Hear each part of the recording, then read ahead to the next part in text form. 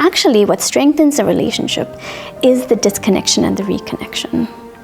So if you're in a relationship where you're agreeing with each other all the time, you guys don't argue, you don't fight, everything's a bit too good to be true, I'd be very worried about those kinds of relationships.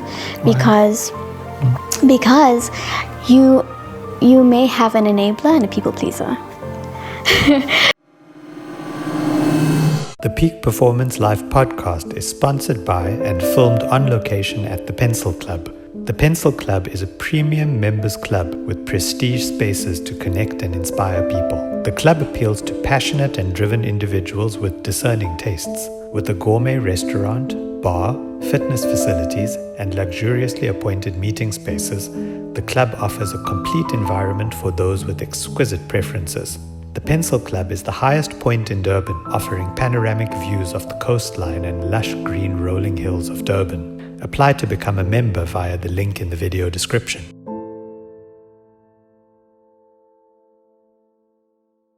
Well, first of all, welcome and thanks for coming on. Thank you so much. Really appreciate it. And so maybe it's better if you introduce yourself. Mm-hmm. Yeah, sure. So I'm Merishka, and I'm a relationship wellbeing consultant. And all that means is I just teach communication and connection tools to parents and couples. And I think what's been really interesting is, and I was saying this to you earlier, couples and parents, they just want harmony in their homes. And they want to find simple, uncomplicated ways to be happy because they feel like that's natural.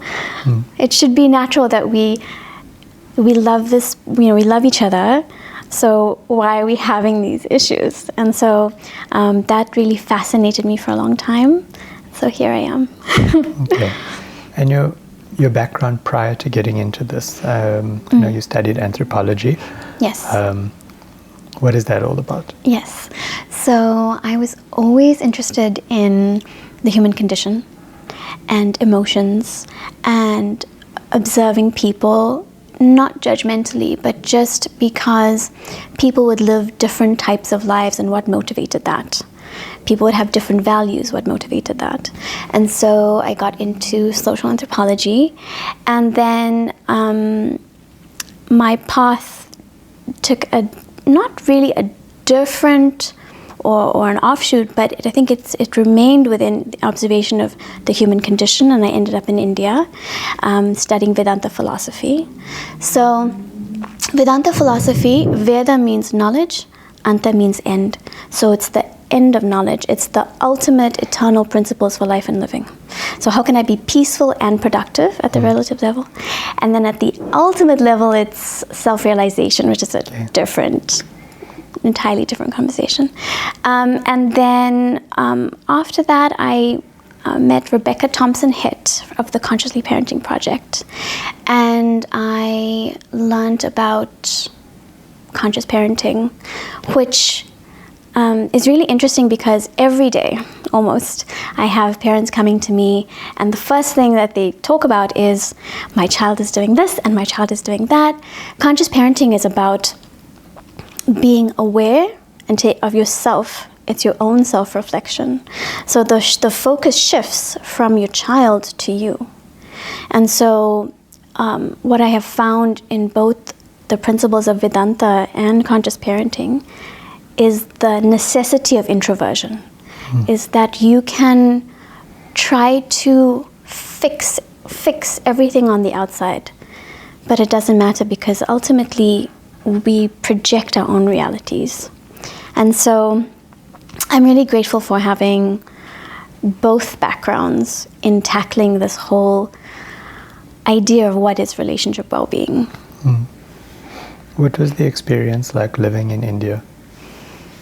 I loved it so much. Yeah, I loved it so much. So it was a different type of India because it was quite protected. So I lived in an ashram, and it's this beautiful ashram called the Vedanta Academy, and incredibly clean, incredibly well run.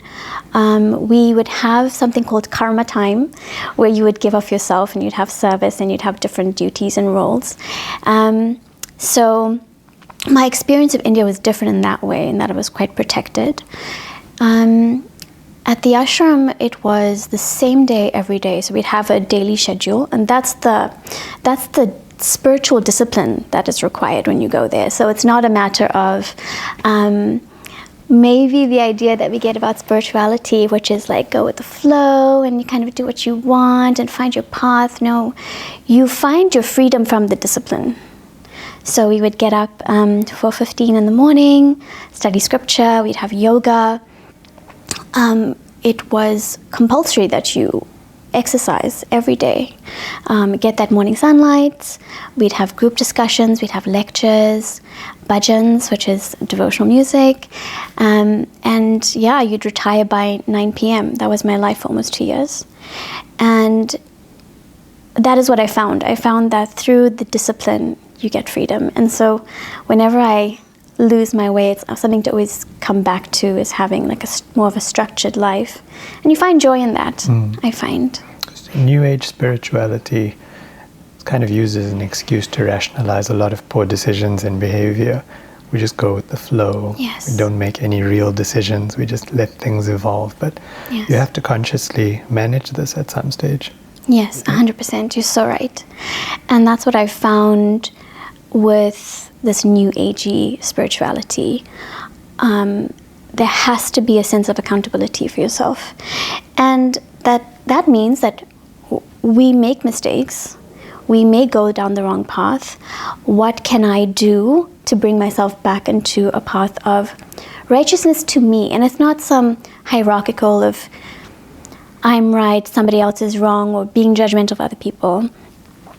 Spirituality in its essence, as I was saying, is about introversion. It's about being responsible and accountable for your own actions, for your own emotions, for your own thoughts, and the reactions out into the world. And spirituality, in a nutshell, is moving from selfishness to unselfishness to selflessness. That's, for me, the basis of it, and that's why there's no religious affiliation to it or anything like that. Anybody can be spiritual. So I fully agree with you. I think it's really important to always come back to, and I say this also in relationships, you have to have a sense of, well, both people in the relationship have to have a sense of accountability of what have I contributed to the situation, and then, okay, the other person, what have I contributed? And then we can go about finding solutions, because otherwise it's you did this, you did that, and then there's no way you can find a solution through that. Why do you think people do that? The need to externalize the trigger, where you are responsible for it, perhaps, and not me. Is it just blame shifting? And I think that's the way ego protects itself, because also in the eyes of our partner, we don't want to be bad. We don't want to be wrong. We don't want to know that we've hurt the person that we love. And so the ego protects itself in that way. So just very quickly, in Vedanta, the human being is made up of body, mind, intellect. So your body is your physical body.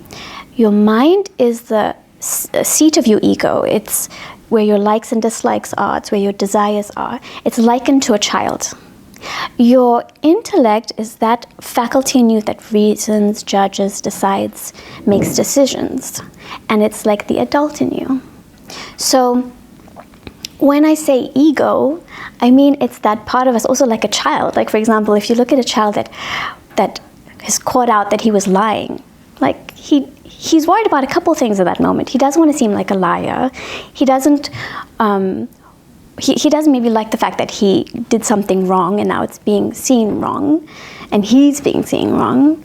So I think when we shift the blame, it's to protect ourselves, but to protect our identity in the eyes of our partner and ourselves. It's really avoiding the shame of that situation, isn't it? And so if we have a partner that is boundaried in that there are behaviors that are acceptable and unacceptable, and you have to decide what you want to participate in.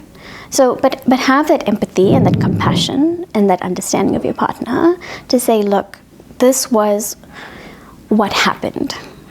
I love you, you love me. How can we go about remedying this in a way that's not going to make the situation worse? And I know it sounds ideal, but it shouldn't be, because, you know, you get into a relationship, and even if it's a relationship with your kid, and what I do also is divinizing relationships and how to divinize a relationship, which just means developing that compassion and that empathy. That's also moving from unselfishness to selfishness, because selfishness expresses as, you did that to me. No, people each have their inherent nature and their tendencies. And so we will act according to those. Spirituality is there to refine that, yes. But if you get caught in the crossfire, so for example, when you are assessing a partner, for example, you know full well, or you're supposed to from assessment, my partner has these great qualities, and then my partner has a bad temper. So if you're not relating to your partner, having an assessment and learning how to relate to the bad temper, you get caught in the crossfire, but that's also because you weren't boundaried, because you weren't relating properly. So it takes two in that way. So essentially, it's a part of the whole relationship process is we are refining ourselves. We're assessing ourselves non-judgmentally. We're assessing our partner, our kids non-judgmentally for harmony, so that we know how to relate to each other. That in itself is spiritual. And at the beginning of relationships, it can be difficult, because in the beginning you present not necessarily who you authentically are, because you're trying to put on the best front. So how do you navigate this? Yeah, everyone's at their best in the beginning. we're all like the ideal person, and you know, it's interesting, because what's really interesting in the beginning of a relationship is there's openness from each other to see the best in each other, and there's curiosity about each other. And I think that's why the honeymoon phase is also just so great. And then we have these ideas that come up, and this is the expression of the selfishness of like, this is my source of joy. Maybe this will be my wife, this will be my husband. We'll do this, we'll do that. He will be like this, she will be like that. And then when we get the pushback of, oh, actually this person is a human being, they have an array of qualities, then we start getting disappointed. But to start off with, we had unrealistic expectations. So, and how do we navigate that? I think it's really important to be an observer in the beginning. Not because, again, that you're trying to judge someone and trying to find the bad in them, but just so that you can relate better. Okay, I know my person has a bit of a temper. I can see this person expresses it in certain ways. Maybe when he's really angry, I'll do X, Y, Z. Or maybe when she's really angry, I'll do X, Y, and Z. That's learning how to relate. So you want to keep, my guru would always say, like an elbow room space mentally in the beginning especially. So you both genuinely get to know each other and genuinely relate to each other, and that builds a strong foundation. But what happens is the tendency of the mind is to attach to that which gives you joy. And once you attach to something, it is yours, and you become possessive. And we experience, and this is a law, that when you attach to something, you will suffer. And there's a couple reasons for it. Namely that life is always moving forward, and life is always moving towards your spiritual development, which is your independent growth. If you are attached to something, you cannot move forward. And so your spiritual evolution will be stagnated by that, and you will suffer through it. So more than anything, for the sake of safeguarding the relationship, you try to remain as objective as you can, which means objectivity is just seeing things as they are. And you can do that to the extent that your intellect in you is developed, the adult in you is developed. And the way to do that is like any other muscle. My guru would say, you go to the gym, you work on your muscle, you do certain exercises, and there are certain exercises that you do to develop your intellect. And it just gives you that mental space from the situation so that you can manage that attachment. And if you have, especially if you have a great partner, it's hard not to get attached because the mind is getting joy from it. But the intellect understands that I would like to safeguard this relationship, and I would like to relate as best as I can. So I'm going to keep some room there. And also, you let that other person be who they are. Because we both also, in a relationship in the beginning, you want to please each other, you want it to be great, it's unrealistic, and it usually leads to lots of discord after that honeymoon period. You create unrealistic expectations. Exactly. Do you think that it's worth cultivating some degree of detachment in a relationship? Definitely. It seems counterintuitive. So it depends on how we define detachment. So attachment is love plus selfishness. It's selfish because I want that from this person. That's where my joy is, that's where I want it. And then that person has to now cater to you. I cater to you, you cater to me. That's what we believe a relationship is. And don't get me wrong, all of us fall into the trap because we all have a mind. And so it's important to also recognize and understand the mind so that we're not too hard on ourselves about it. So in having that relationship, sorry, what was your question? It's about cultivating detachment. Yes, cultivating detachment. So as I was saying, so it's love plus selfishness is attachment because we're being selfish. I want this person, I want to love myself through this person, you must cater to me. And then what happens is if we take the real definition of detachment, it's just, there's no I there. So it's just love. You understand, for example, you have a child, my child has these tendencies, my child has these inclinations, and you identify with that. So love in this context is identification, empathy, compassion. Selfishness, oh no, you have to be like this because it makes me feel good. So actually what we want to move towards is detachment. But by definition, it's just love. There's no selfishness there. Now, self-realized souls, highly spiritual and evolved people, they move towards zero selfishness. It's called selflessness. On a relative level, we have to practice it every day. Because, again, the tendency of the mind is that I like that. That feels good. I want to attach to that. But what happens in attachment is you stifle each other because you can't move forward in the relationship. It's just about a very lower level of you cater to me, I cater to you. And the truth of the matter is, and I know that this is hard for some people to digest because it may come across like it makes no sense, but there's no happiness inherent in objects and beings. So you may feel that when I contact my partner, when I contact an object, if it's a cigarette, if it's a chocolate, I feel happy. But that's not true. If it were true, then every person would find satisfaction in a cigarette.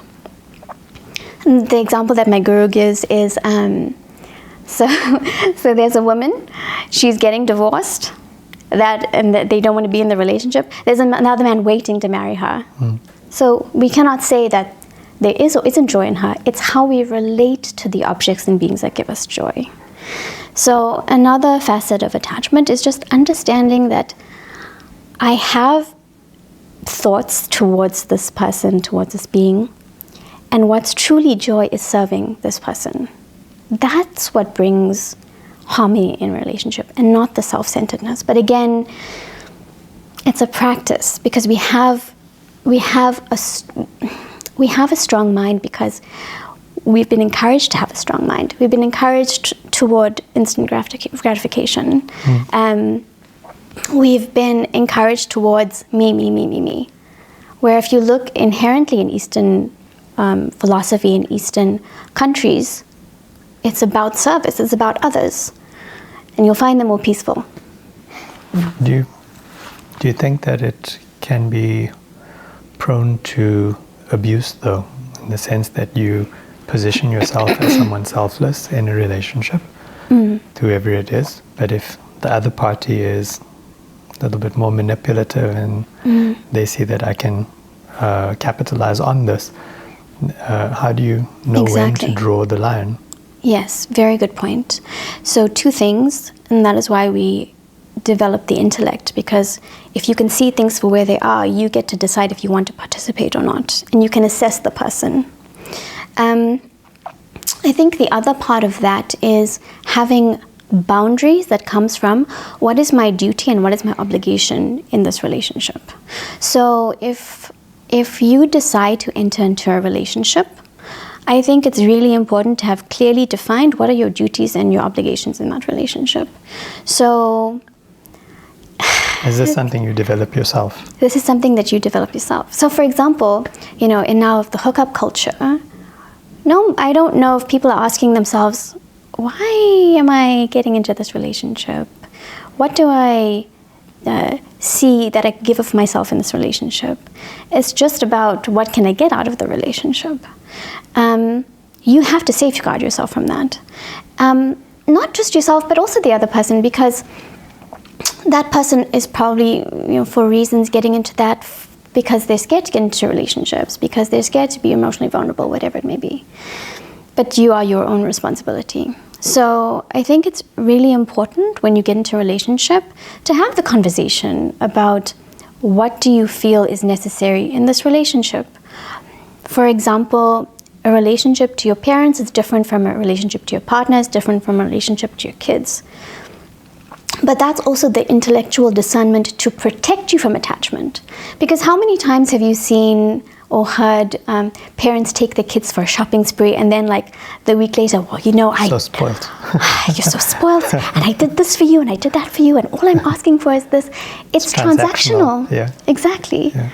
That's attachment. And so if you find yourself in a relationship where you feel manipulated, where you feel anything along those lines, then it's time to assess the relationship. And I don't think that, I'm yet to meet a couple who have come in with bad intentions for each other.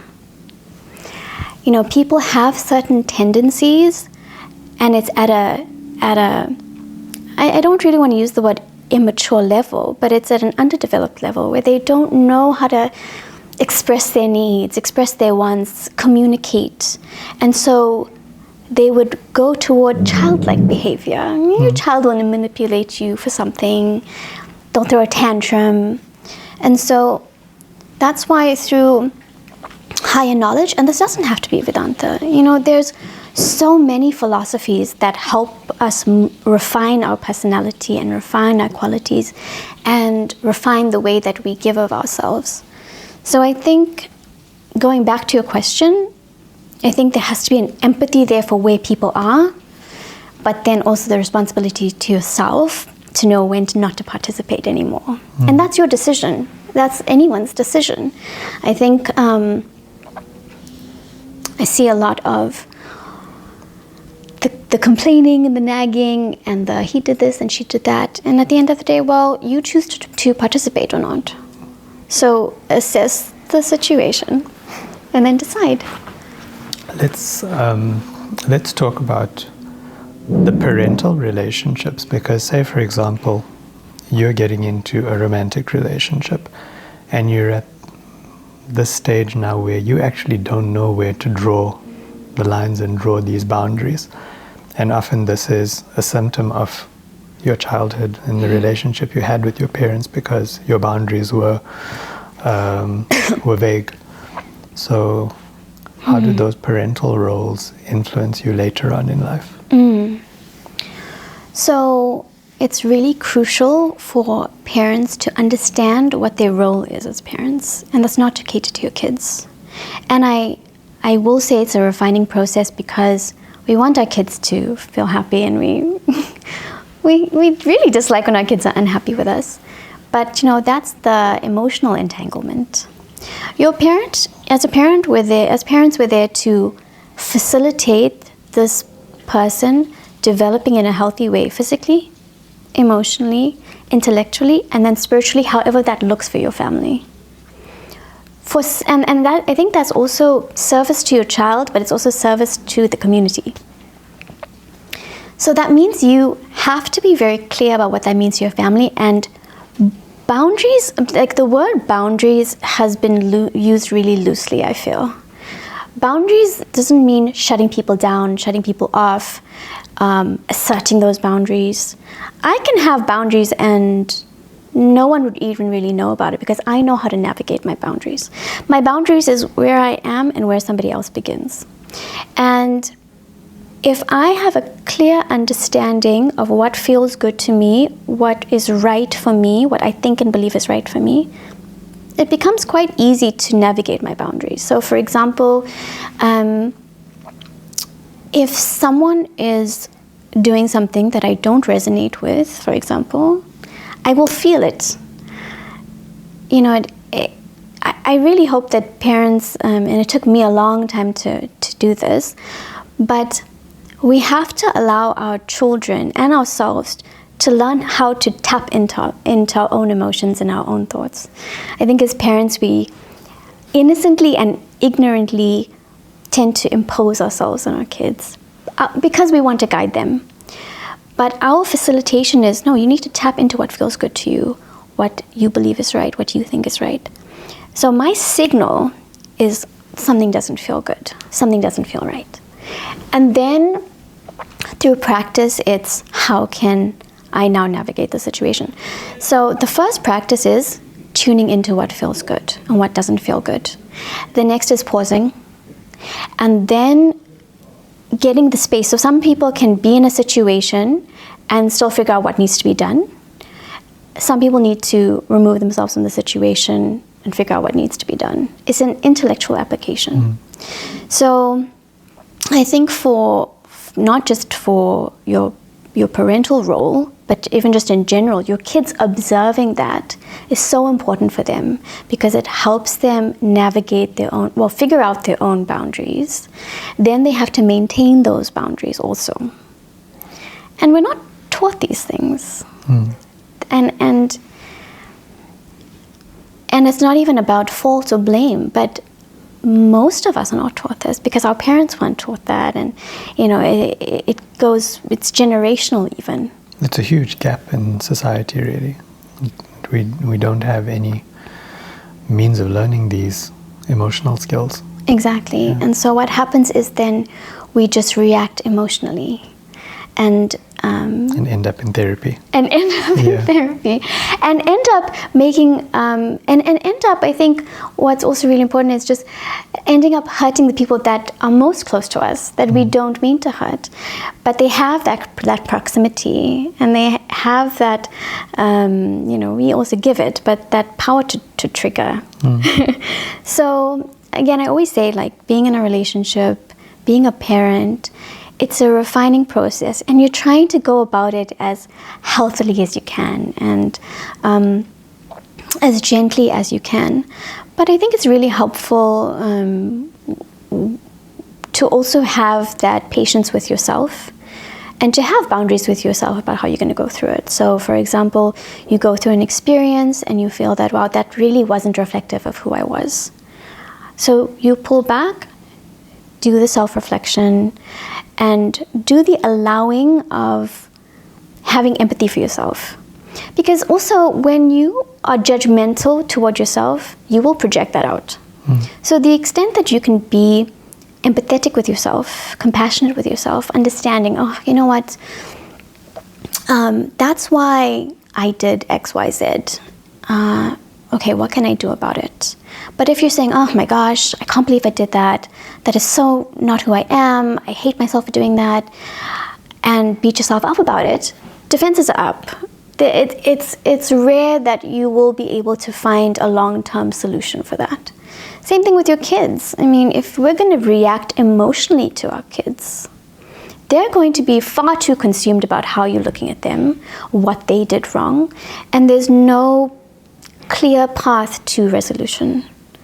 So in having boundaries with myself and having them in a way that's healthy, I can have boundaries with other people that's healthy. In being empathetic to myself, I can be empathetic to others. In finding solutions for myself, within myself, with the qualities within myself that I have to navigate. If I can do that with empathy, I can do that with other people's qualities that they're working on that's challenging. So whether you're a partner or a parent, I think the principles stay the same. Because when you respond emotionally, say for example, to a kid, are you not also teaching them that that is the way to respond, and then they adopt these habits later on? Exactly. And so, two things. So, according to Vedanta, we are born with our own inherent nature. It's called vasanas in Sanskrit. And so that's why you'll find certain people have certain personalities, certain tendencies, certain inclinations. And what's important to recognize is that with your vasanas, you will function a particular way, and then it's the whole nature-nurture debate. So yes, parents can definitely have an impact on their kids. It's really important that we recognize that and take responsibility for that. And we do have influence over our kids. But also we hope that our kids, of their own free will, can internalize things, and we have to also facilitate them, and maybe they have other ways of finding support to internalize things in a more healthy way. So the point is that yes, we can influence our kids. Secondly, however, how they internalize it, there's also a mechanism within them that functions. So as a parent, we understand that I can influence my child. I need to take responsibility for that. On the other hand, we hope for the best that they can internalize in a good way. And what I will say is that conscious parenting training has taught me about authenticity, and then connection, disconnection, and reconnection in a relationship. And actually, what strengthens a relationship is the disconnection and the reconnection. So if you're in a relationship where you're agreeing with each other all the time, you guys don't argue, you don't fight, everything's a bit too good to be true, I'd be very worried about those kinds of relationships. Because you may have an enabler and a people pleaser. So there's no self-development that takes place in those relationships. If anything, there's passive-aggressive behaviors that will eventually explode. And that's because we have this inherent nature. It has to express. So I would be very worried in a relationship where your kids don't see you get emotional, because they also have to see how you recover. And even with your kids, if you obviously there are certain acceptable and completely unacceptable behaviors, but for the normal behaviors where you lose your temper or something along those lines, hey, you know what, buddy, I'm really sorry. Like, that was really not reflective of who I was. I had a really bad day, and I'm going to go now for a walk, and I think that's going to help me feel better, and I'm going to come back to you. And from you modeling that, they can also understand, because at a relative level, these are the things that we battle with, having a mind, that we are going to be impulsive, that we are going to, the mind is going to get the better of us, and we are going to express ourselves in an emotional way, which may not be great at that time. So it's really important also for our kids to see what happens next when we react in that way. And kids are smart. They'll notice how your personality, as it's being refined, like, oh, okay, okay, mom doesn't get as angry about that as much. Oh, I've seen that when she gets angry now, she goes for a walk, or she listens to her favorite song, or she goes and writes something in a book. Kids are observant like that. And so they're learning how to handle these emotions. Because we have these emotions, we have these impulses. Now what do we do with them? And we're trying to find a healthy way to go about it. And everybody else is along for the ride. So they're extracting meaning from what they observe, and you're modeling their behavior in some way with that. So the conscious parenting, I find this interesting,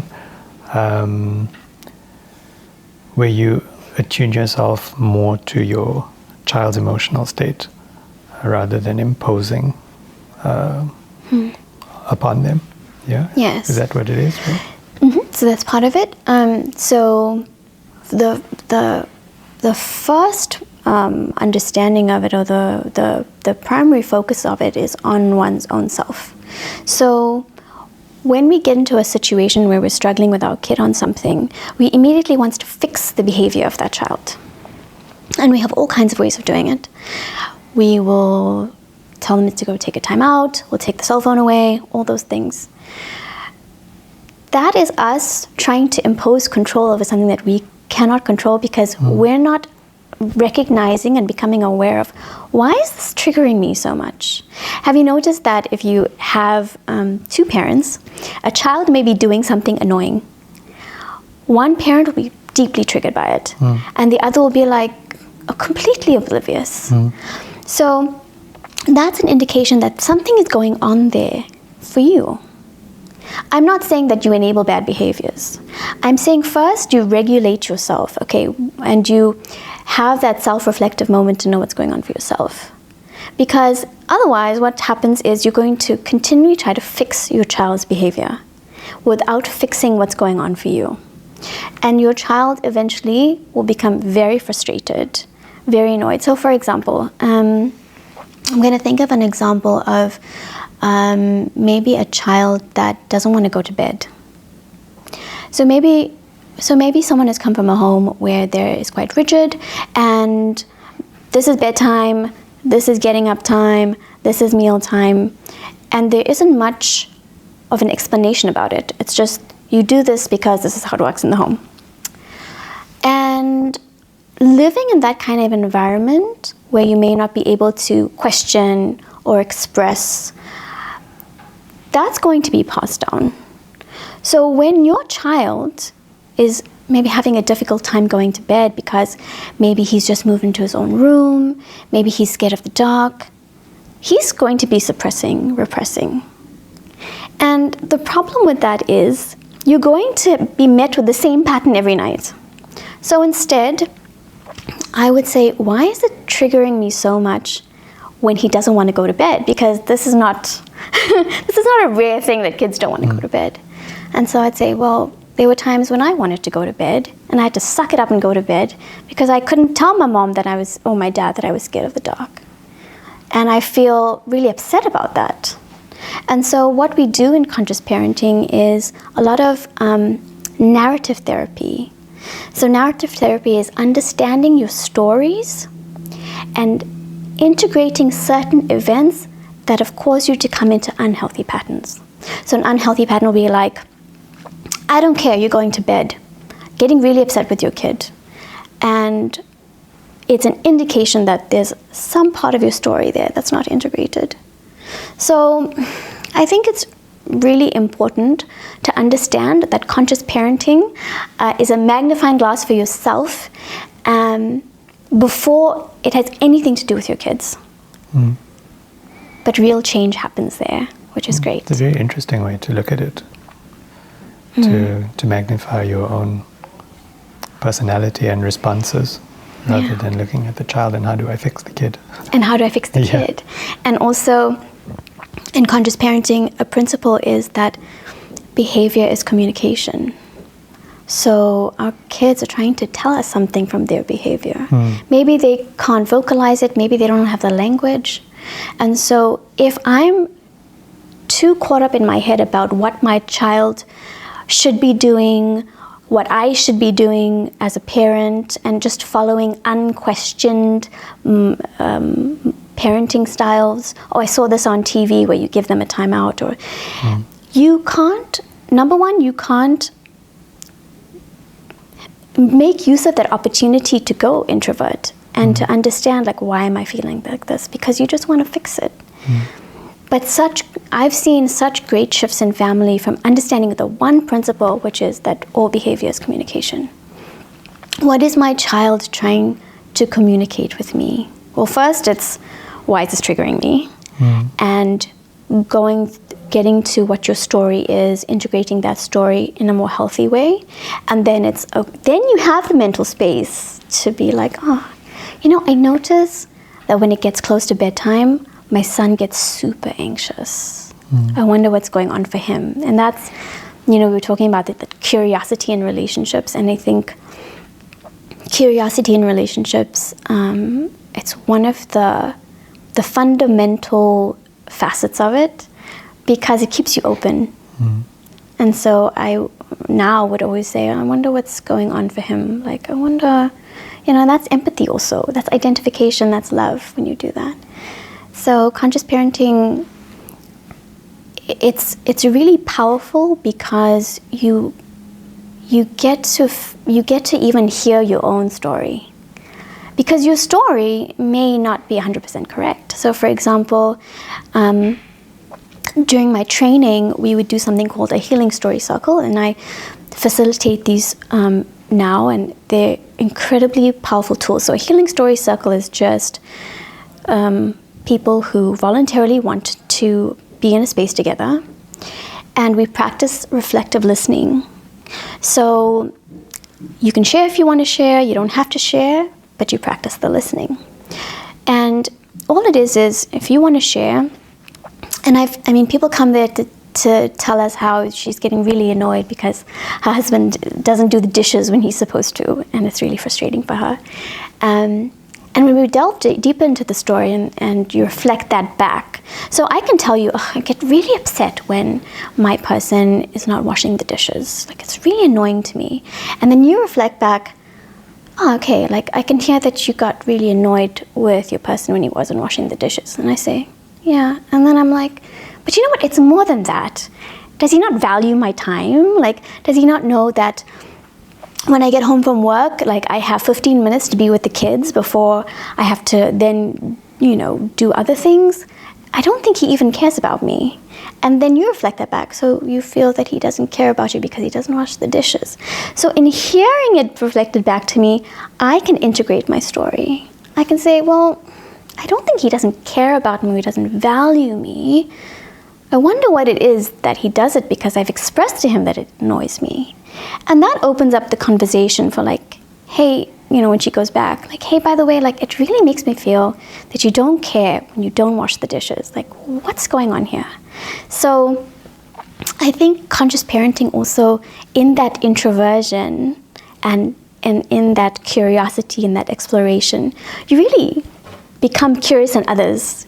And it really opens up a really healthy communication channel. Eventually, this takes time and practice, especially, depending what the state of the relationship is. But what I've found is, as long as two people are willing, that there's always solutions. I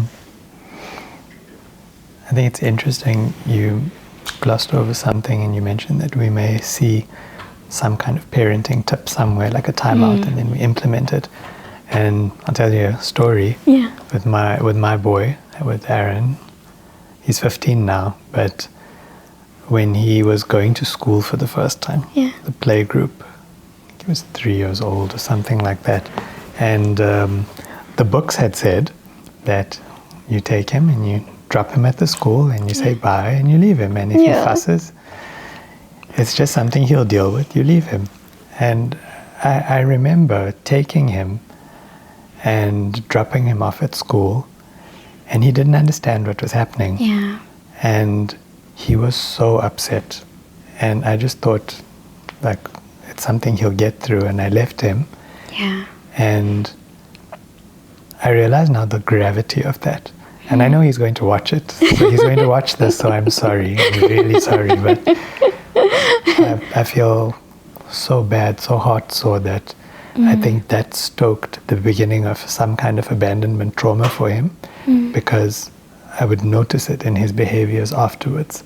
Do you know that he would feel he's going to get left behind? Or if you're going somewhere, he's like, where are you going? Do you know? Like, he'd become a little neurotic about it, because that was the first time in his life where he didn't actually realize what was happening, but he was being taken from his home, being put somewhere else, and just being left with all these strangers. And I lacked the awareness at the time to understand the seriousness of that. I mean, I think it's innocently. Yeah. Because we're told that. I mean, we're told. We thought it was what was best. You know? Children are resilient. Don't worry. You can just leave them and they'll be fine. And also the typical of, but hundreds, if not millions, no, hundreds of millions of kids have gone through this. So, and they all turned out fine. Yeah. But, you know, it's also that empathy towards self, in that, you know, when your child is born, that's only when you're born as a parent. And we also go through that phase of just being like a deer in the headlights, because it's the biggest change in our lives. And we're not taught the healthiest ways to go about things. We're taught how to keep things in control, you know, and we want to control things when we feel out of control. It's a human tendency. And so I know lots of parents, myself included, that I would leave my son, like, I'm also really sorry. I'm really sorry. Please forgive me. But I would leave him and he would be crying, and I would go to the car and just feel like, this does not feel right to me. I can't do this. But I did it for a couple of, it was maybe like a week. And then I was like, okay, no, we're taking him out of the school. And then on that day, he just went along with it. You know, I think it's important that we explain to our kids that, you know, this is what we were told. And you know what? I know that we both went through that together, and it was really hard for us. But now I know to listen to that voice inside me more. And, you know, I hope that this lesson that we both had to go through nudges that in you. Like, if you feel like something doesn't feel right, maybe just pause and, like, take some time for yourself to figure it out. And also, the truth of it, that it must have been an incredibly overwhelming experience for you. Like, it's, I mean, that first few days of school, like, it's entrusting your kid with someone else, it's a really big deal, but we're not given the support. I really feel this, that we're not given the support to really get the bigger picture of what's going on, and given the guidance on it, and also have the space to tune into ourselves and into our kids of, like, okay, how could I possibly go about this in a way that feels right to me? I'm not trying to disrupt school, I'm not trying to disrupt the way that things work, but can we maybe bring the kid to the school a couple times so he gets more familiar? Like, I don't understand why we have to throw our kids into the deep end when there are other measures that we could take, when there are other solutions. We can see this problem where kids are having a really hard time, like a first day of school, but no, there are these controls, because also kids maybe scare us, you know? And maybe the kids scared teachers the fact that, oh my gosh, how am I going to handle all these kids? And so controls are put into place. But imagine if parents can tune into what feels good and right and is acceptable as a way of transitioning their kids into school. I think that'll help everyone. So I'm glad you went through that experience, because it's added to, and I've also gone through that experience, so many parents, that to open the conversation of, like, how can we help our kids transition into school? Yeah, maybe there's an opportunity there for something. See, it wasn't for nothing, kids. Institution, you know? Yeah, to help them through that process. Yeah. Yeah. And How do you cultivate meaningful conversations with kids? By shutting up. I found that the more quiet I am and the more space I create in the relationship, they will just come. I mean, it's a respect, I think, also, that this person has his own thoughts, his own emotions, his own beliefs. And you can see when your child is maybe having a belief or a thought or emotion that may not be good for him. And this is where the facilitation comes in to keep the child safe. But essentially, that child has to go through certain experiences, certain emotions, certain thoughts for the refining process to help. I mean, that's how it's supposed to work. But the more that I want to get into his space or child's space, the more that I want to impose myself, even with good intention, it pushes them away. And so I think it's important for us to stop lecturing our kids. I think it's important for us to stop imposing ourselves on our kids and instead trust that they are observing you anyway. And that anything that I want to teach, I try to be that. And that's why being a parent is such a privilege, because you get to refine yourself in the service of another. So even if there's certain things, for example, I had a parent that was terrified, absolutely terrified of speaking in public and had to do a speech at the school. And the child was very aware of the parents' absolute fear of doing so. But she said that in her doing all the things she needed to do to get comfortable, she observed in her son how amazed he was with her. Hey, Mom, like, you actually did it. Mm-hmm. Like, how did you do that? That was like amazing. You were so scared last night. You were crying. And I think the best thing that we can do is have that respect that our child comes into the world with their own blueprint, with their own path. We're there to keep them safe.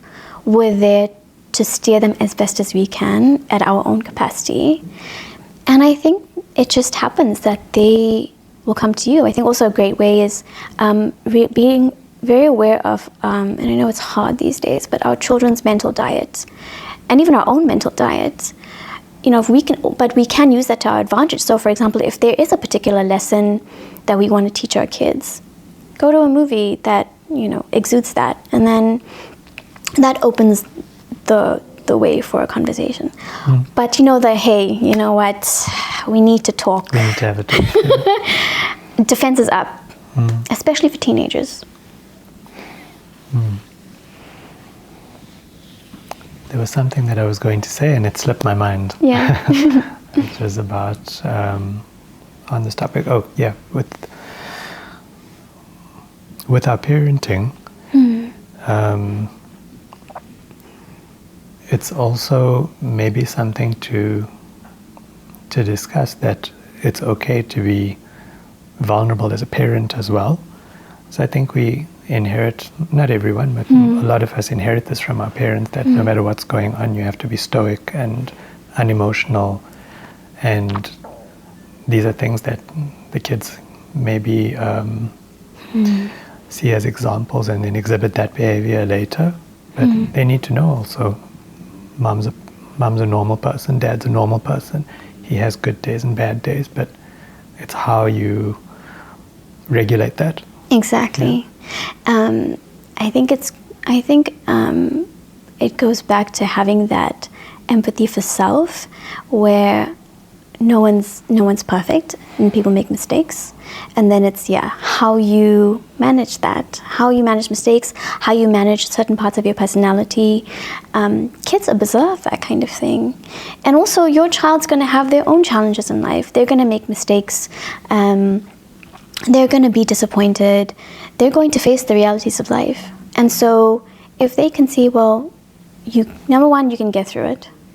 And number two, the curiosity, like, how did that happen? How did you do that? I think that's a really strong foundation also just for the communication channel between your kids and you, that you start off with, this is my tummy rumbling. Can you hear it? Can you hear it? I heard it just now. That's the intermittent fasting. So I think what's really important is for kids is that they also realize that we have these emotions, and I say that these emotions are visitors. They come to tell us something. So, for example, anger. Anger is there usually when a boundary is being crossed. Vedanta explains it as also, so there's you and there's a desire. Anything that intercepts the desire, anger will be produced. So our kids need to be educated on these emotions. I mean, especially among men, especially among boys, that's such a gap. And it's so much to their detriment. They don't even have the mental space to pause and figure out, what is this emotion that I'm feeling? What they get into is just the reaction of it. The National Mentorship Movement, we recently did a What About the Boys campaign. It was really quite interesting.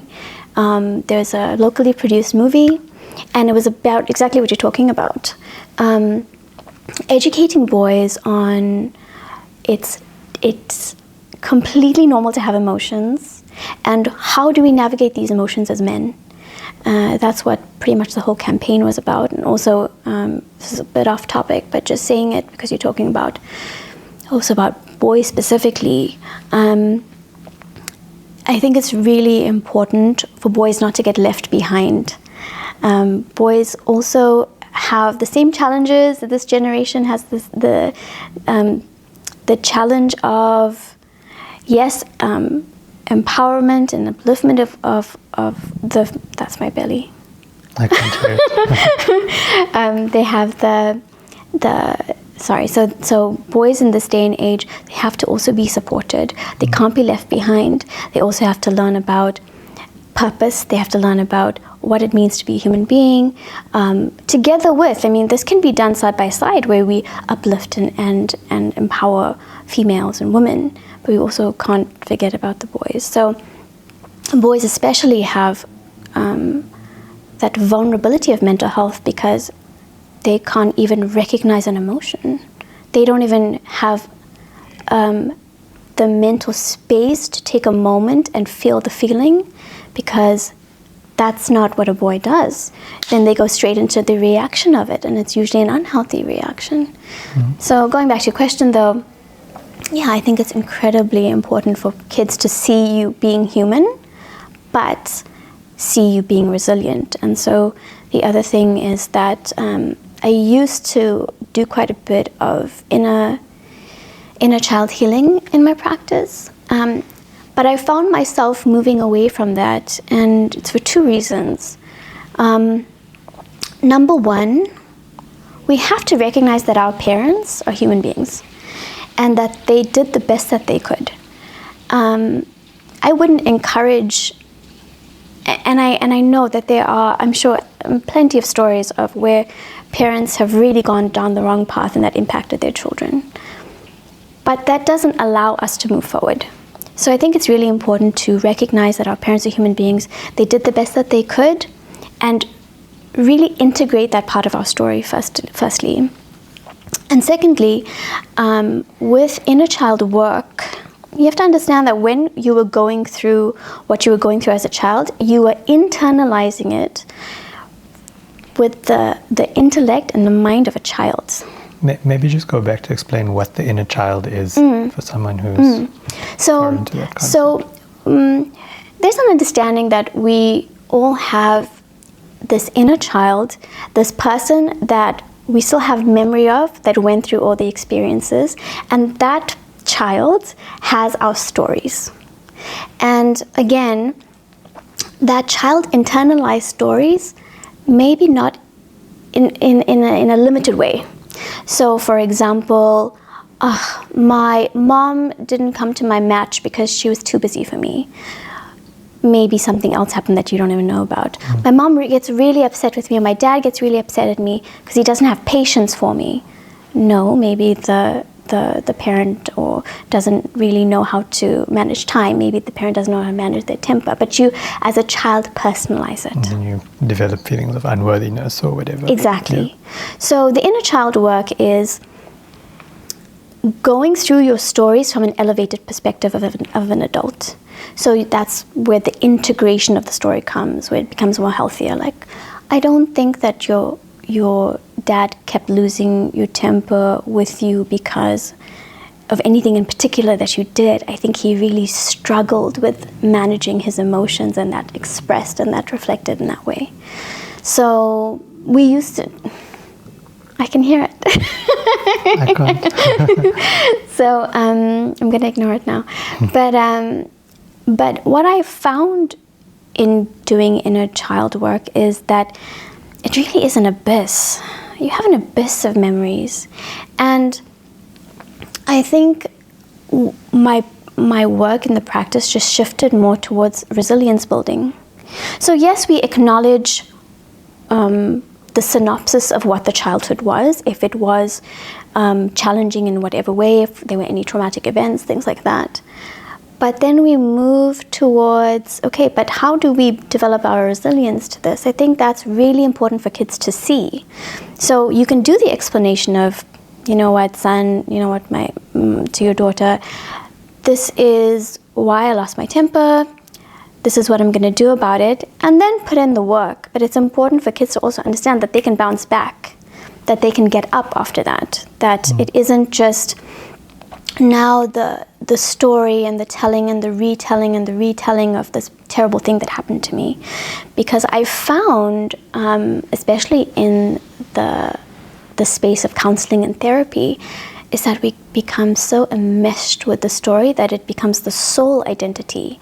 It becomes the way that we see ourselves by one story.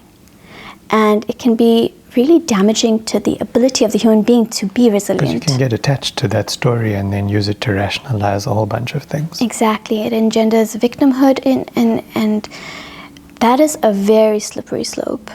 Because as human beings, from a Vedanta perspective, we're more than the body, more than the mind, more than the intellect, something far more blissful and powerful. And from a conscious parenting perspective, we are incredibly resilient beings. We have the power to integrate our stories to change patterns that are generational. So you can change and make healthy patterns with not too much effort, and it just comes down to accepting the resilience of you and that you're not a victim. That's important for kids to see also. Okay. Shifting from parental to your relationship with the kids, let's talk about romantic partnerships and maybe blind spots that we have, and how cultivating this awareness can aid your relationships. So, as I was saying before, I think it's really important to be very clear on why we enter into a relationship. Because I think it's a matter of, a couple things. Maybe it's, I have to get married by this age and have a kid by this age and do all that and go down that route, and so we enter into a relationship. It could be, I saw this person, I'm attracted to this person, and so I'm just going to go with it. But depending on what your goals are and what your aim is, if your aim in life is to develop spiritually, and again, that just means moving from selfishness to unselfishness to selflessness. It means refining your personality to be a peaceful, productive person. Then you enter into a relationship to serve another person. And by serve, I mean, because you spoke about people taking advantage of that, it's not an unintelligent service. So I would say that understanding the values of your partner is really important, and understanding the lifestyle of your person is really important. Because if you have a similar value system, if you have a similar lifestyle, you will support each other and then you will fulfill your purpose. So the first step, I would say, is understand your own purpose first. And a relationship is there. Well, I mean, beside being support, it's also fun. I mean, it is fun to be in a relationship. You learn a lot about yourself and another person through a relationship. You get to have an array of experiences through a relationship, but there has to be that purpose in it. There has to be that respect in it. And also, it does help to have the compatibility of values. It does help to have the compatibility of lifestyles. And what I have found is if we're forcing that, so for example, if someone has a purpose and an according ideal to be a service-orientated person in the community, and non-judgmentally, if someone else prefers to maybe work to save up to travel because they want to travel every 2 months, it's not right or wrong, but it doesn't mesh very well. However, if you find someone that has a similar ideal in that it's service orientated, it doesn't even have to be in the same field, but you both have an understanding of, well, I think it's important for me to give back to society.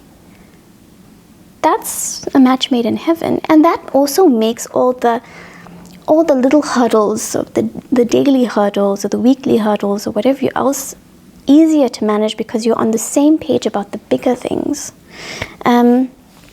So I would say it's really important to have the conversation about lifestyle and values for yourself and then for your partner also. What would that conversation look like? Yeah, that's a great question because I will say this, and what I found is I really want to say, like, we're not made of glass. And I say this because there's such a reservation and a fear about, getting into a relationship and, am I coming on too strong? I don't really want to have this conversation. It's like really uncomfortable. What if I get hurt? I think we have to value our lives and the lives of others far more because I think time is precious. And I think the clearer your intention is, the better that conversation will go. Because it could just look like, hey, you know what, I think that you're really great and I definitely have a liking towards you, but my purpose in life is XYZ. And I'm curious and I was wondering, like, what do you value in life? Like, what's important to you? Lifestyle you can observe. You can see if someone's lifestyle is similar to yours. If you're at a stage in your life where you want to get up early in the morning, you want to live a healthy lifestyle, things like that, and someone else, again, not right or wrong, but they're not there. It's more like go with the flow and see how the day goes. That's going to be grounds for disharmony. So I think knowing that you're not made of glass is really important, to have the conversation, to be honest. And I think also something, it may seem a bit airy-fairy, but I think that you can feel someone's intention. So I feel when you go into a conversation with the intention that, you know what, I don't want to waste your time, I don't want to waste my time, life is precious, and go with the intention of, let's see if this could work out, that could be a way of going about it. I think you would need a reasonable degree of self-awareness to have that conversation, because I think a fair amount of people will get into a relationship not actually knowing what they're looking for. And what they want, and that discussion then becomes difficult because they're trying to mold at least the way that they present themselves in the way that they want the partner to view it, and it may not come from an authentic place. So then you've got a bit of a problem, right? No, and it's, putting yourself out there, and I recently started replacing the word vulnerability with bravery. because it's a brave conversation to have, to put yourself out there. And then you may be met with a reaction that may not feel good.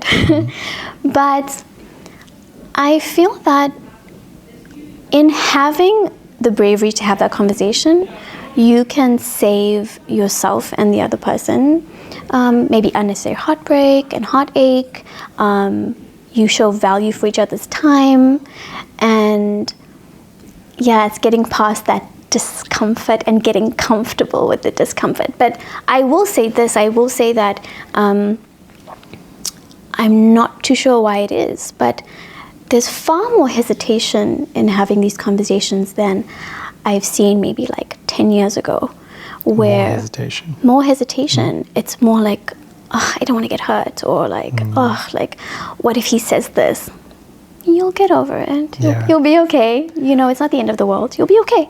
So why do people get involved if they don't have that sense of self-awareness to go in saying that this is my purpose, this is what I like, this is what I expect from this?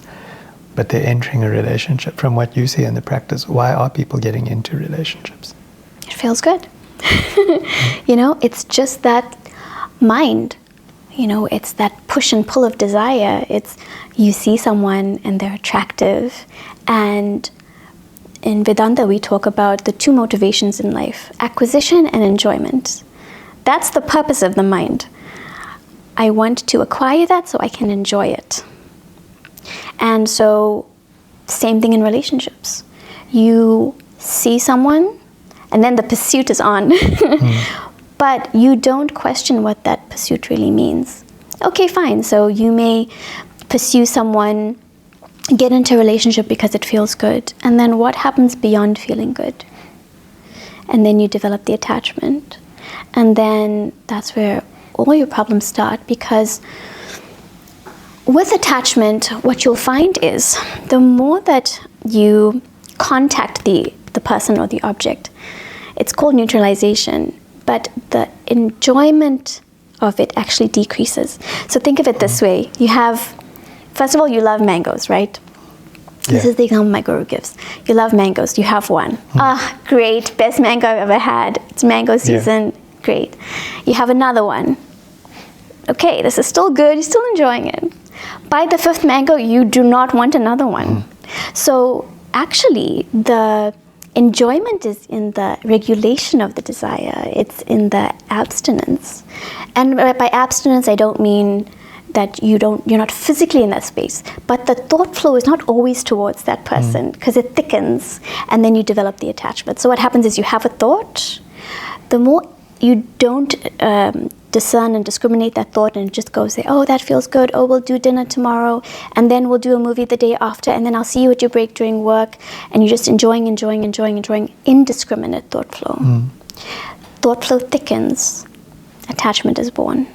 Whereas if you regulate your contact, you create that space in the relationship, then there's the wanting to see the person, then there's the wanting to spend time with the person. And that's why an ideal is so important. It's because when you have an ideal, you have your thought flow towards something that's high-end, but beyond yourself. It safeguards all your relationships when you have an ideal. So the reason is that we want to acquire and we want to enjoy, and then we face the detriment of it. But we're not taught these things. And you get stuck in a unhealthy cycle if you're into it, you're into the relationship rather, and it's become unfulfilling, and now what? Exactly. You know? Exactly. And so when you're neutralized to an object or a being, you may contact that. So for example, with alcohol, so you've become neutralized to alcohol, and so you have developed a very thick thought flow towards that. So you are now compelled to do it. It's not even your choice anymore. You contact it, but there's no joy. So how do you break attachments? So usually going cold turkey. So two things, and my guru used to say, you cannot give up something, you can only take up something higher. So that means if you have, for example, let's use an object first. So if you have an attachment to cigarettes, what's higher than that? Maybe you want to get into running. Maybe you want to do something else that's higher, better for you. So you go into that. So you can never give up anything. You'll end up frustrating the personality. And in relationships, for example, if you are married, for example, and you're around your family and your partner, you can't go the route of abstinence physically because you live with them and that it is your duty to take care of your family. So abstinence, in a sense, that it's to do with your thought flow, not your physicality. So instead of having your thought flow towards your person, towards your kids, and thickening that thought flow indiscriminately, you take up something higher, which is, okay, how can I be a better husband? How can I be a better dad? Let me take a course. It's things like that. So it's taking up something higher, and it's the abstinence and the thought flow, and that it's not going directly towards that person. I wanted to say something else about that because actually we were in class at this point, and my guru gave kind of the perfect answer, because the same question as yours. How do you detach? And he says, drop the I. So in a situation, you question yourself, what am I doing right now that is to do with myself? And what can I do right now for this person? And when you're in a relationship, that is your obligation, that is your duty. It is your obligation to ask that question. It's different if you're dating someone and you find that this is not really working, and then you go the proper route of exiting the relationship. But when it is your obligation and when it is your duty to do something, then that's an obligatory question: is how can I drop the I here? Okay, my child is maybe be clear on when it's an obligation and a duty, because I think in some instances people may believe they're obligated and dutiful, but in a relationship that is not healthy for anyone. Yes, that's a good question. That's a really great question, and goes back to this ideal. Does this take me closer to the ideal or not? The reason why the ideal is it's not like it's a selfish thing because, I'm just going to drop this person, I'm going to drop that person because it's not in line with my ideal. It's not like that. Because your ideal by nature is something that is beyond yourself. It is unselfish in nature. So if we are on the same page that we come into the world to serve a purpose, because that's how nature works. That's how things in the world work that function properly. It is towards others. It is for the betterment of others. See, so it comes down to this. Have you ever seen a person who is unselfish and unhappy? Probably not. And so if our goal, number one, is even in service to others, being a peaceful, productive person, a supportive person, that in itself is spirituality. And that's why we formulate an ideal, because if it's essentially what we want, because that's spiritual development. That's self-development also. So in going back to that, you have your ideal, and is this relationship taking me closer to my ideal or not? Some relationships you're born into as obligation, but you need to decide what that looks like for you. So if you have parents, you need to decide, what are my obligations to my parents? If you have decided to enter into a marriage, what are my obligations to my wife? What are my obligations to my husband? If you have decided to have kids, what are my obligations to my kids? Your obligation is not necessarily buying them Nintendo games. It's not an obligation. Your obligation may not be, we go for a holiday every couple of months. I mean, you have to be, I'm not saying that you shouldn't do it. I'm saying that understand that having a very clear idea of your obligations, it helps you navigate your ideal better, and it helps you navigate your relationships better. Because what happens is, if we're functioning off the mind of, oh, I feel really good when I give my son his Nintendo and he thinks I'm the best thing since sliced bread, you're setting yourself up for disaster, because you're identifying with his emotion. And then when he gives you the opposite, you're going to identify with that opposite emotion also. So when he's happy, you're happy. When he's unhappy, you're unhappy. And that's not the life of a human being. Because it creates this dynamic where you're not actually doing it for him. You're doing it to self-soothe. Exactly. You're doing it for yourself. And you're also developing a dependency on someone else's emotions. And emotions fluctuate, and I can't remember who said it recently, but that love is a choice.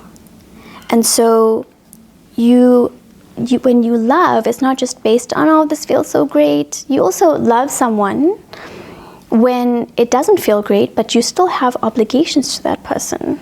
So I think in assessing the relationships that you are in, does this take me closer to my ideal? In assessing relationships and what are your obligations, what are your duties? This specific obligation, am I obligated to do this? Is it my duty to do this? But you'll also find that the relationship becomes less transactional, and both of you are freed from that. It actually is a very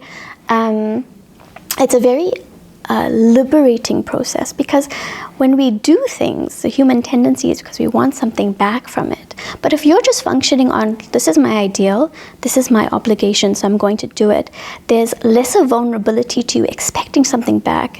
So there's lesser opportunity for you to be disappointed, for you to be selfish. It really works well, and that's why the first step in consultation is, what is your purpose in life? And then we figure that out first. And your life fits around that. So what would be, if you could think of maybe 3 or 5 questions that we should ask ourselves before we get into a relationship? What are those questions? What do we need to answer? Yeah, that's a good question. So first I would ask, why do I want to be in a relationship? I would also ask myself, what is my ideal? And then I would also ask myself, have I assessed this person sufficiently? So again, it's in a non-judgmental way. We are just trying to understand the person's personality, the person's lifestyle, and the values. So you'll find that your values will create your lifestyle. And in order for a successful, and I don't really like using the word successful relationship, but a harmonious relationship, you'll find that there's more give and take if you're on the same page in terms of values and lifestyle, right? So when you assess someone, you get a picture of, can this really work together? I've seen it where, and I'm not talking about my practice, but just in life, I see people whose lifestyles and values are very different. And most of the time, I'm sure there are exceptions, but most of the time, they just can't seem to gel together harmoniously, because at the foundation, they're on different pages.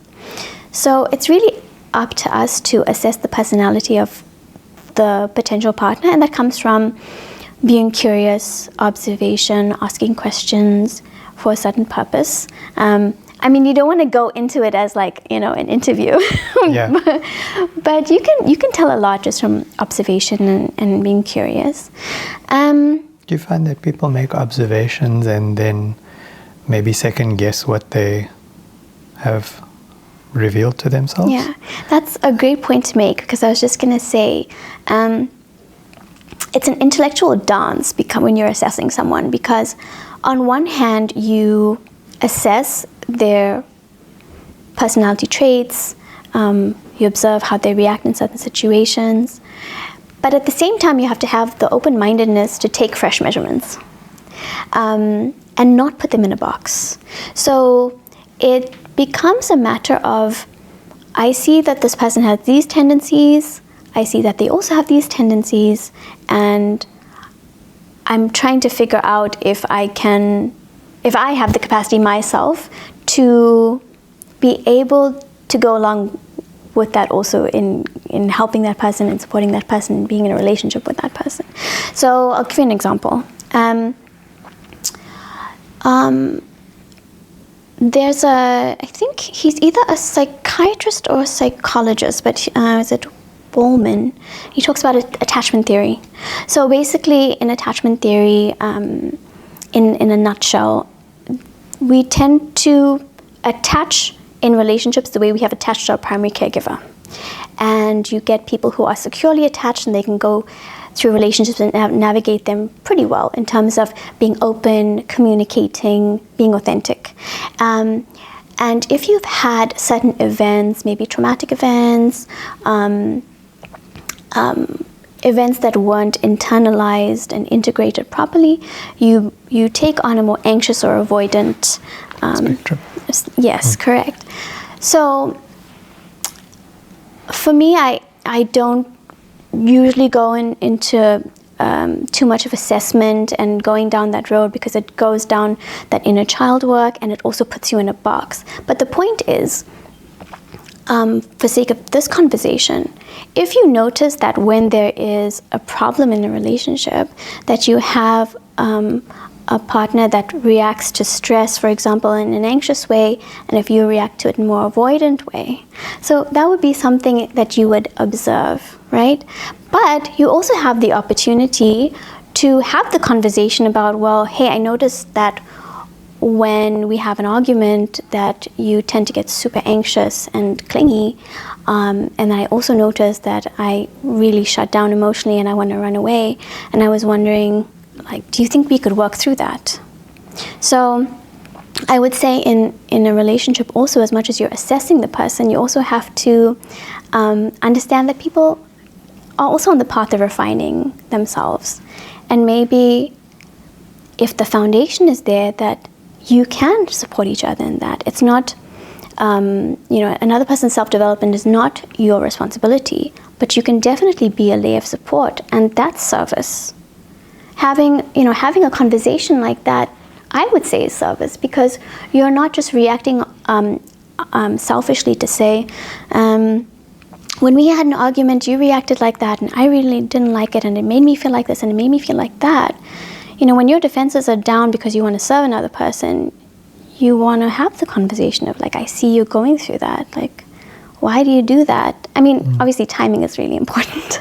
You don't want to do it in the heat of the moment. This is an expression of service. And it's beneficial for both people, whether they choose to stay in the relationship or not. That's just being service-orientated, I think. Yeah, I think it comes down also to a level of awareness and willingness, because you may, for example, have one party in the relationship that is willing to serve and self-reflect, and another who just isn't, Yeah. And maybe as part of the awareness, it's accepting that. Yes. Yeah. Yes, and also part of the unselfishness, because sometimes when you develop an attachment towards someone, you want them to be where you want them to be. That's unselfish. And I mean, I could say though, what if this person is addicted to alcohol or drugs? Obviously you want the best for that person. Yes, you want the best for that person. You support them to the extent that you can, but it isn't your responsibility to try to, fix somebody else. You have to understand that that person has come into this life and they have to go through certain things, and you can be there to support. But as soon as you start imposing yourself because you want them to be in a certain place because that would be catering to your own self, that's an expression of the mind. That's an expression of the attachment. And so drop the I, and it's okay, I'm here to support you. And this is if you choose to stay in the relationship. I'm here to support you. How can we go about this? but in going back to something that you said, it's also a matter of then choice. Do I have the capacity to be in this relationship or not, for my own ideal, for my own purpose in life? That's really important. So let's talk a bit about your practice, where you're based and what you offer. Yes.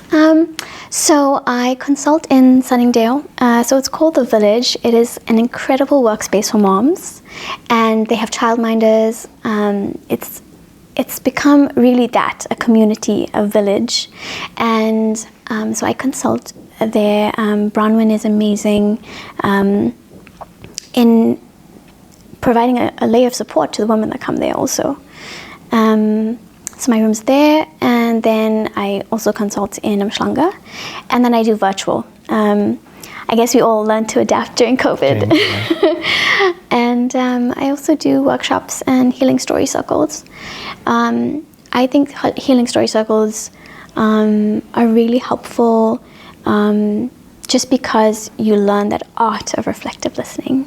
I think more than anything, I've learned the power of really silencing my own mind and really hearing someone and really listening to someone and reflecting back and being a soundboard. And that's why I do the healing story circles, because at the end of the day, and that's why I call myself a facilitator, I'm not there to fix problems. I'm there to facilitate wisdom that each person has.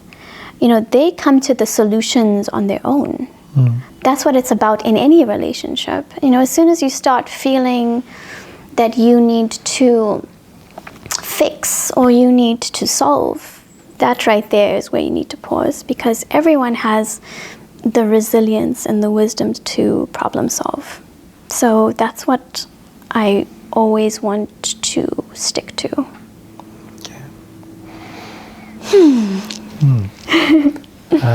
Do you mostly consult with women? Do you consult with men as well? Surprisingly, so it started off with mainly women, but now I have 4 male clients who, and they're incredibly amazing because they understand that right now there's a lot going on about what it means to be a man. And they want to navigate that in the most healthy way for their futures and the people around them. And I think even with my friends that are male, even I'm around, I have a family of males. I think there is a shift happening for men right now, where they are starting to see themselves from a kind of bird's eye view of, I don't always have to be strong in the way that maybe has been passed down, where you have to be aggressive and you have to be the alpha. I think that men are coming more to realize that strength can be even in, intellectual strength. It can be in managing your emotions. It can be responding and not reacting. I see quite a shift, especially in the last year, I would say. And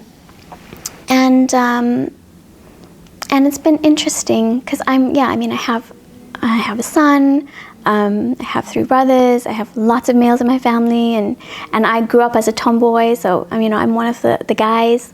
But I think men now want to see themselves holistically. And I think also we may not have been very aware of what men have been going through in terms of having the pressures of fulfilling a stereotype that isn't even healthy. And I think a lot of men were suffering in silence, not being able to navigate their inner world. So I think it's really a show of masculinity to say, hey, you know what? Like, I'm having these feelings and I'm having these reactions, and I want to figure it out because I don't want to be like that anymore. And so I have 4 brave ones now. We'll see. Yeah. Yeah. Okay. Otherwise, we have a whole generation of Tony Sopranos. Yeah, exactly. Exactly. What would you? How would you define a peak performance life? That's such a great question. You know, in the last year, I have been so grateful to the internet because it's something that is a tool that you can use and misuse. But we have such an amazing reservoir of information. And so for me, it's been this understanding of what holistic well-being is. So, you know, I started first when I started feeling like I needed to pause and I needed to reevaluate my life. The first thing I did was sort out my nighttime routine and work backwards. Getting to bed early, putting away my phone, having that discipline, getting good night's sleep on the physical level. I've become quite pedantic about my bedtime routine and my morning routine. You know, studying in the morning, which I admittedly don't do it at 4:15 like I used to at the ashram, but studying higher knowledge in the mornings you'll find is most beneficial. So between 4 and 6, because that's when you're able to absorb knowledge the most. So it doesn't matter if it's the Bible, it doesn't matter if it's the Vedas, it doesn't matter if it's Stoicism, whatever it is. But going through that in the mornings before you start off your day and setting the tone for your day, that's my key priority now. And I found when I wasn't doing that piece by piece, I could see my life moving in a way that I didn't want it to. So I would say, sort out your bedtime routine, like that's my advice to myself. Studying in the morning, sunlight in the morning, circadian rhythms, I have to sort that out. Because I find if you can sort out the grass, so I was talking to you about, you have, your body, mind, intellect. Your body is most gross, most tangible. Your mind is subtler with your emotions and your desires, and your intellect is subtlest. So you start off at the physical level. Let me get my life sorted out in terms of what I'm doing physically. And then you can move towards the mind and refining the mind. And then you can move towards the intellect. So getting your basics in terms of your health on a physical level is really important. Then you can even entertain higher thoughts. I hope that answers your question, but yeah, I think a peak performance life is about being very clear on what your purpose is and refining it, and that means getting up when you make mistakes. It means getting up when things don't go your way and when you lose your path. Getting up and saying, okay, how can I drop the I? Because I believe that life is about service. And, it's also about having empathy for yourself, that this is the tendency of the mind. It is to have likes and dislikes. It is to get attached. It doesn't have direction. It's going to want and want and want and want. And how can I develop the intellect to manage that as well as pursue my ideal in life? And I think just being prepared to non-judgmentally go through that with yourself, because if I can do it with myself, I can then do it with other people, and I can understand where they're at and have that empathy and compassion. Okay, you answered the second question that I normally ask, so I'll go to the next one. But what habits do you think people should avoid?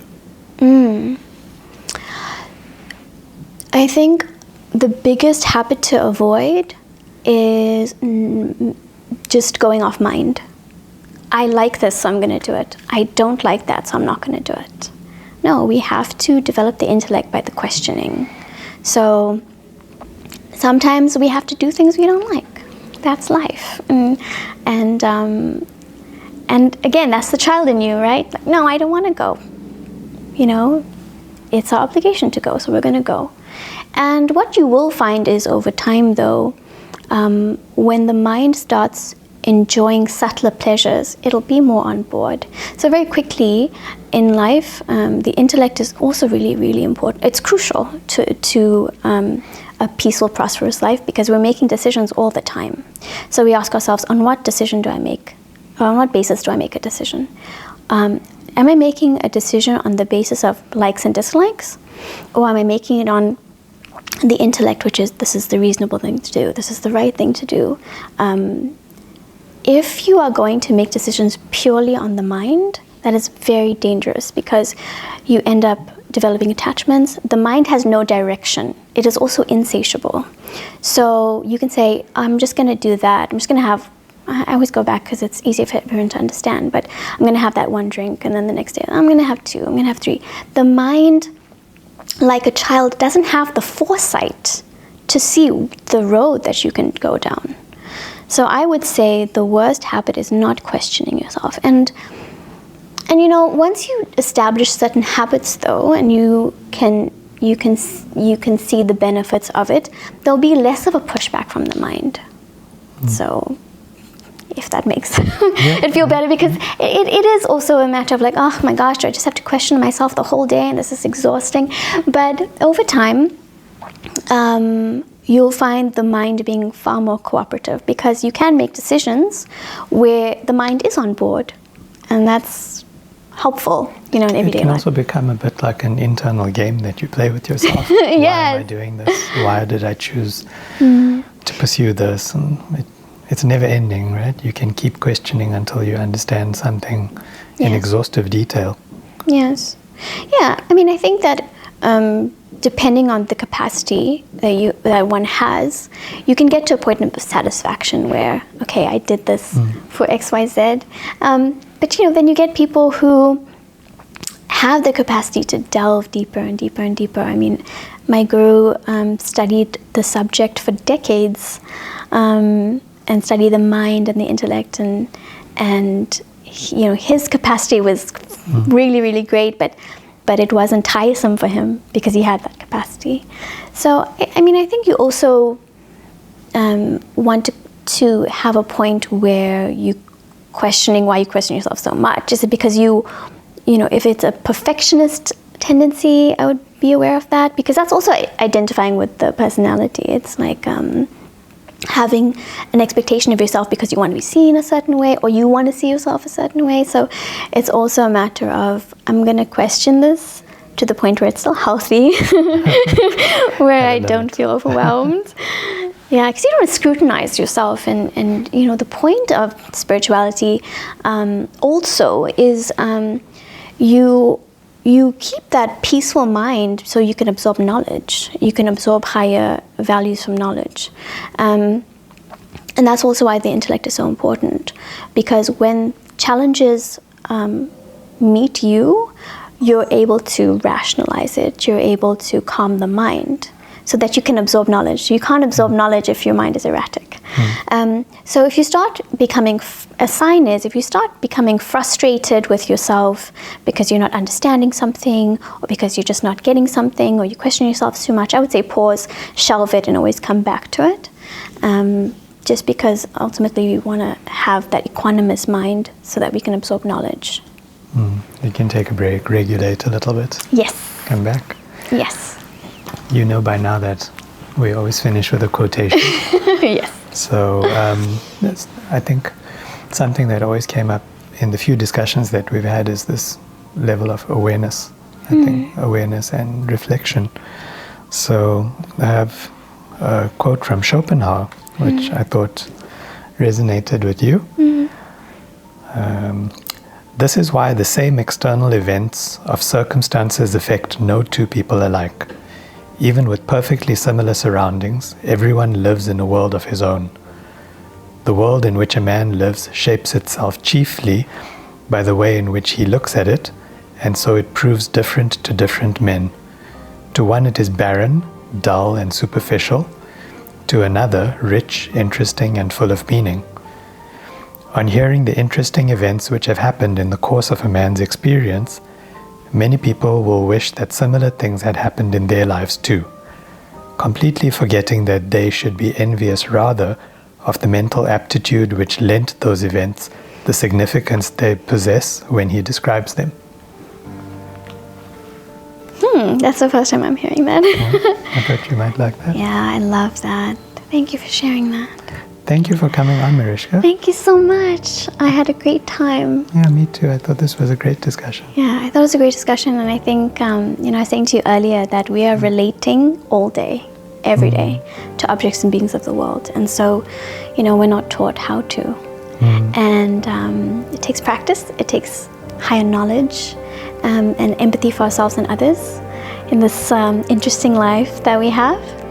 Yeah, and this is one of those areas in life that you never stop learning, right? You never stop learning. Yeah. Thank you. Thank you so much. Thank you.